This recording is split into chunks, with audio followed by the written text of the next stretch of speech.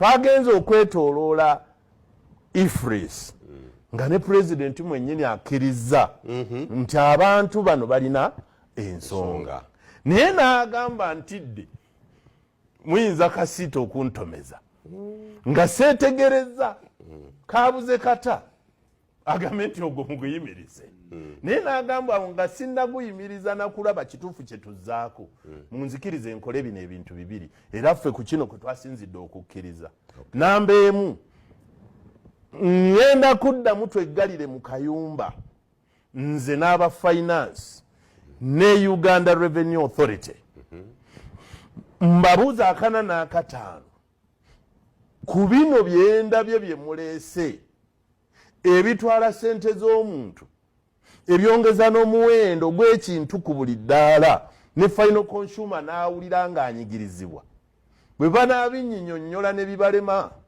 nga nze bwe ndaba nti bibalemye implication amazima ng'abiri mu nnyamba yise bo bano aba finance neyo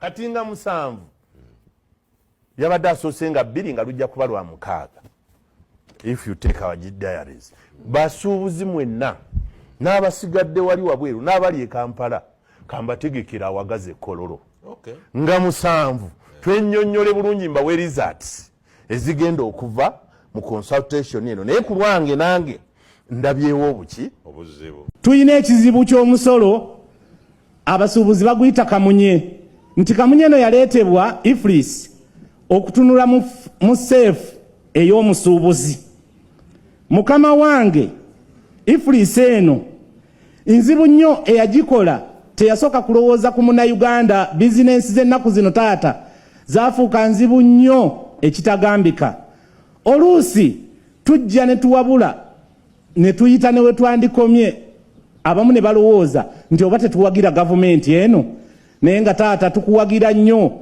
naye enkola eno omusuubuzi ono waffe asooka owa wansi tayinza kugisobola. Ekigiremesa kiki? Ekigiremesa kiki? Ekigiremesa His Excellency ekisooka kya byonna enkola eno erina akuuma akeetaagisa omuntu eyasoma okubeera mu dduuka.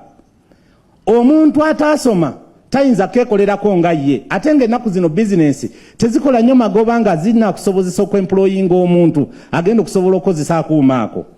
Kati gwe nga taata waffe emyaka 38 ng'olaninga eggwanga lino tukimanyi nti olina solution ezo zozookolera abakaaba naffe tuzze gy'oli nga tukaaba tukkiriza tunaagenda okuva wano ng'ensonga yaffe ekoleddwako.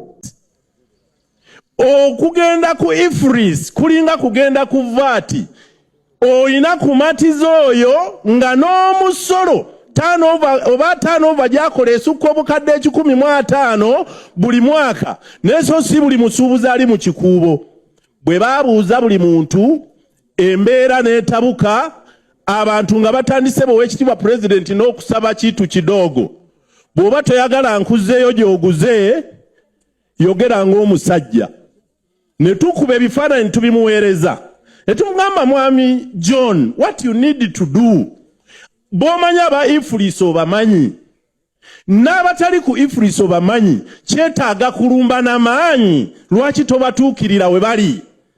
Ekyokubiri yakola ensobi endala kubanga nze ndi mbasuubuzi wakati bennyini abanene n'abatono yali yakateekako balandi road ku IFRIS ng'ate balina okutransfaringa VAT ku bapangisa mu kiseera kye kimu nga yakafuna ba big fish abatadde mu layini entuufu ate neteekamu ne bakaceere nga byali birina okuweebwawo gaapu okusobola system okwata obulungi.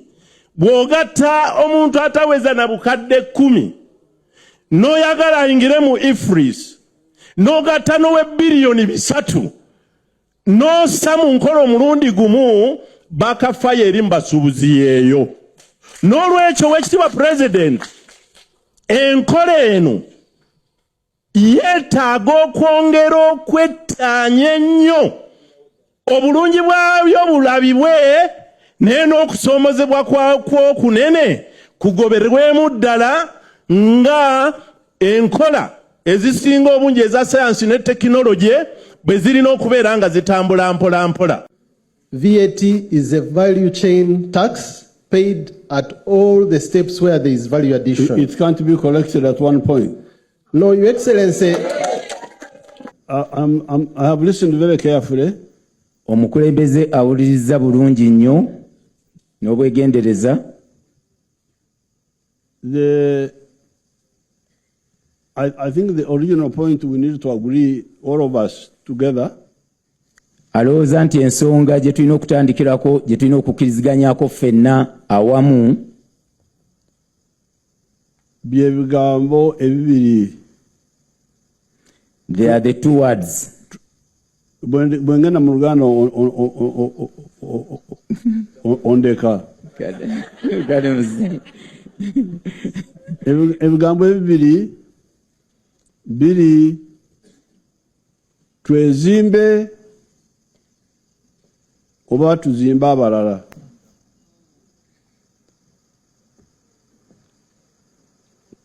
Kubanga okusuubula byosuubula obijjawa eri emabega Uganda yali egudde. Uganda had collapsed. Uganda's economy had collapsed. Emabega gye twava ebyenfuna by'eggwanga byali byononese nga bigudde. And we were importing everything. Era buli kimu twali tukisaka oba nga tukijja bweru wa Uganda. Now that economy of importing is very dangerous for the country. Kati ebyo ebyenfuna by'eggwanga ebyokusaka oba ebyokujja ebweru kya bulabe nnyo eri eggwanga Uganda. Tulina ekyobugagga kyaffe akatale ka Uganda. Ekyo kya bugagga si kyakuzanyisa. Akatale k'engamba kali buli Munnayuganda kinoomu alina ssente zajja mu nsawo ye n'agula ebintu. Kati Omunnayuganda okugula ekintu aba awaniridde, bakwita kuwanirira. Tolaba nange Luganda ndumanyi. Aba awaniridde oli eyakola ekintu ekyo. N'olwekyo kano akavuyo akaliwo katandikiraawo. Now this is the techniques. I would like to study them, and then we meet again on the 4th with you people, but internally I can meet these people on the 24th. The URA and finance and all that. But what I will not allow will be to penalize you. This penalizing, I will stop them from that you didn't do this, so penalty. No, that one I will. So that we get time to sort ourselves out. There will be no penalties. That one I will not allow, because we are still sorting ourselves out. But also now, don't make me a mistake. Temuntu meza ntisarirawo wano. Kansoke nekenenye, and we meet. But you will not be penalized. And those who are penalizing and stopping your account, they should stop. Until we sort it out. I'll give you amnesty.